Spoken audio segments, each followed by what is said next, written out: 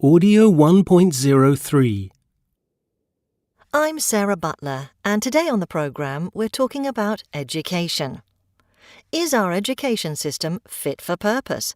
Or perhaps a more important question might be, how do we make our education system fit for purpose for future generations? In recent decades, we've seen class sizes fall, we've seen new technology embraced in classrooms, and a shift to students researching information, working and sharing work online. We've seen the role of the teacher move from dominant instructor, the fount of all knowledge, to the facilitator, an enabler of learning, manager of classroom interaction, with a move towards project and teamwork.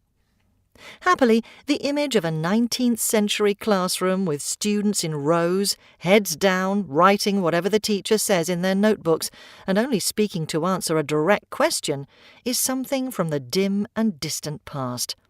But these reforms have been slow and a long time coming, and by no means are they part of the educational systems in every country. Tradition still holds sway in many parts of the globe, and will not be relinquished easily. But our world is now changing at a rapid pace.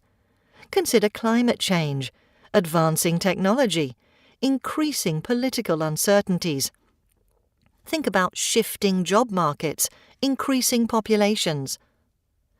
Dealing with the changing nature of the world and global issues which affect us all will require minds that have been educated in a significantly different way to whatever current educational systems can offer.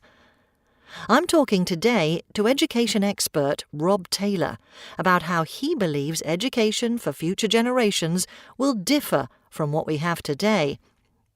Rob, so what can we expect and why?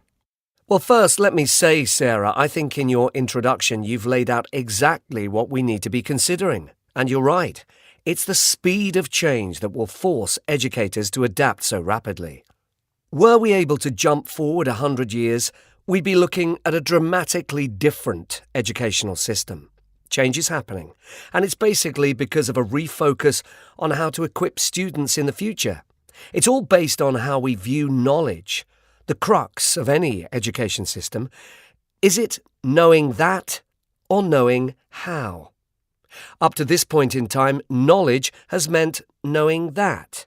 By that, I mean education has all been about knowing facts and information, and the teacher's role has been to pass that knowledge on. The student's role has been to store the knowledge and use it whenever they need it. Sadly, sometimes simply to pass exams. Here in the UK, whoever makes the big educational decisions has set out that students should know maths, history or geography, English, science, and a foreign language. So I know that Paris is the capital of France. I know that 7 times 7 is 49. I know that the bones in my foot are called tarsals and metatarsals and so on. Yes, and I know that the Spanish word for sun is sol. Exactly. But all that knowledge takes storage space in our brains, and technology is already helping us offload much of this. Like using GPS to direct us rather than remember instructions or read a map? Yes, and the map you refer to, before GPS became available, the map was a way of offloading the need to remember routes. Humans have always been good at offloading, and that is what makes new learning easier. And now we're beginning to offload big time. We don't know something, we Google it. We don't remember something, we Google it. We've been using calculators to replace mathematical skills for many decades. And in the future, smart tech will be taking even more weight of knowledge from our minds. However you look at it, approaches to future education will need to change. So, what sort of knowledge are we going to be needing? Instead of knowing that, we'll need to know how. And what I'm talking about here is that it's more than knowing how to play an instrument or cook a meal or how to perform an operation. It's also about doing what human beings are uniquely placed to do. Knowing how to interact, collaborate, creatively problem solve, how to understand each other, empathise and so on. And of course, as well as knowing how to use technology, we'll also need to know how to deal with whatever issues it throws up. All the mechanical, repetitive things will get offloaded to machines.